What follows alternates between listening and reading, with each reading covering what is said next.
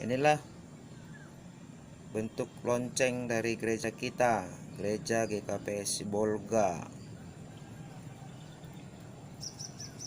Nggak besar-besar amat ya GKP Lovers, tapi lonceng gereja ini dibeli dari Tarutung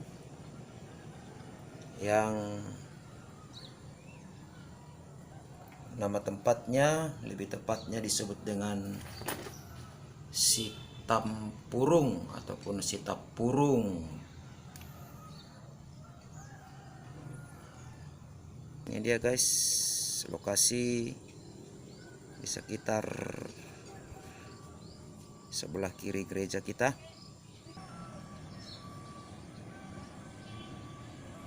Ini ada jalan.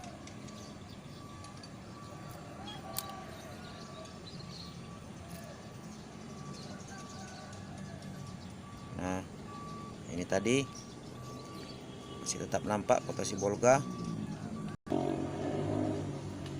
Ini di sebelah kanan ada sekolah minggu, dan jalan itu menuju arah ke Perumbunan ke atas. Ini sekolah minggu, ini rumah pendeta resort, di sampingnya ada rumah penjaga gereja.